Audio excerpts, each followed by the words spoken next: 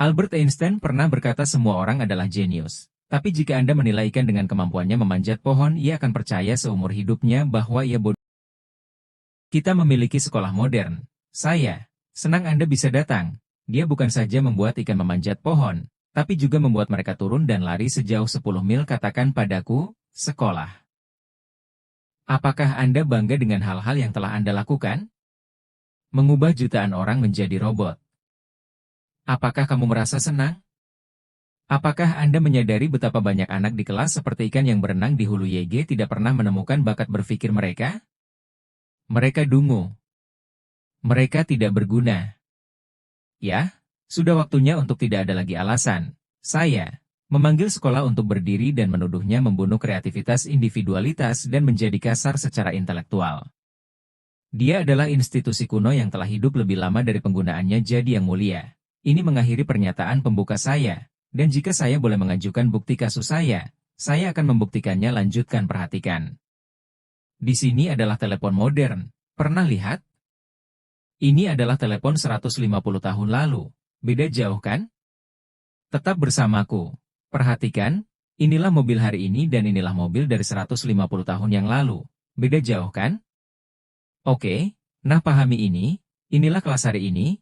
Dan ini kelas yang kita gunakan 150 tahun yang lalu. Sekarang bukankah itu memalukan dan sebenarnya lebih dari satu abad tak ada yang berubah. Tetapi Anda tetap mengaku mempersiapkan siswa untuk masa depan? Tapi dengan bukti seperti itu? Saya harus bertanya, apakah Anda mempersiapkan siswa untuk masa depan atau masa lalu?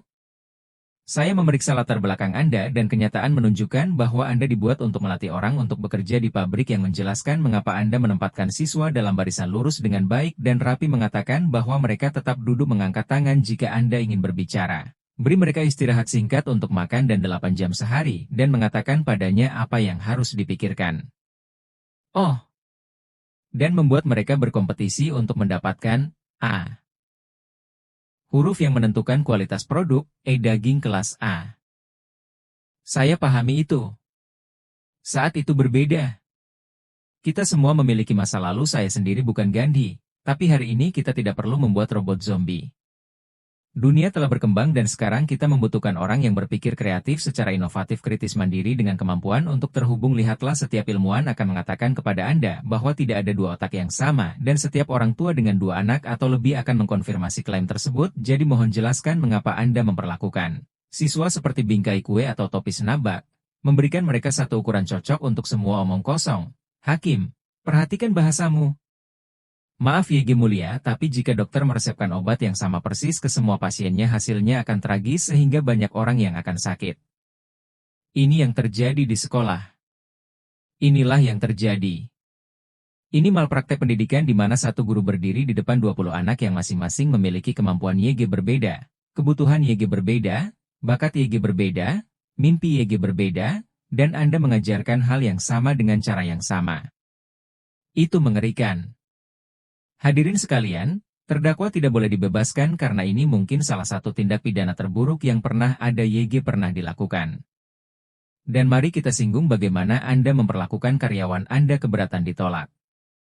Hakim, saya ingin mendengar ini. Memalukan maksudku, rata-rata guru memiliki pekerjaan paling penting di planet ini. Namun mereka dibayar rendah. Tak heran jika begitu banyak siswa yang mengalami perubahan singkat.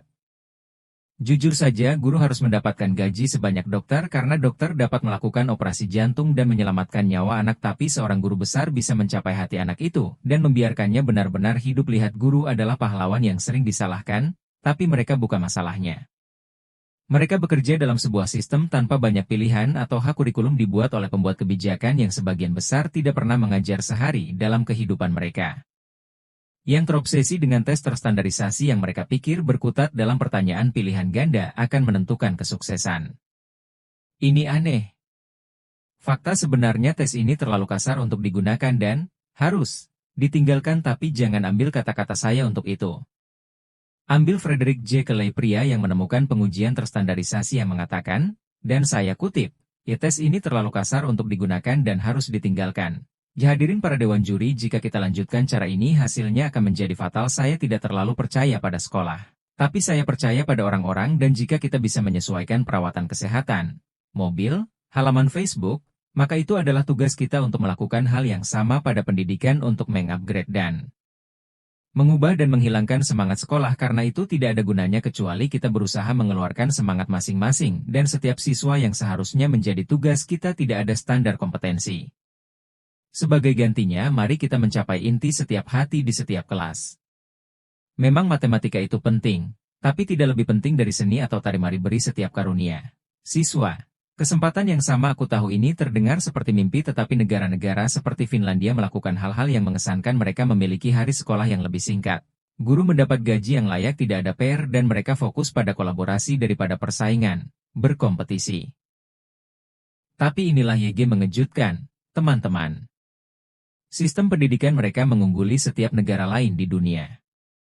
Tempat-tempat lain seperti Singapura sukses secara cepat.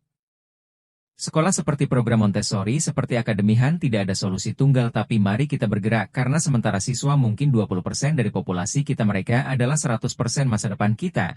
Jadi mari kita hadapi impian mereka. Tidak ada yang tahu di mana kita bisa mencapainya ini adalah dunia di mana saya percaya. Dunia di mana ikan tidak lagi dipaksa untuk memanjat pohon saya menutup kasus saya.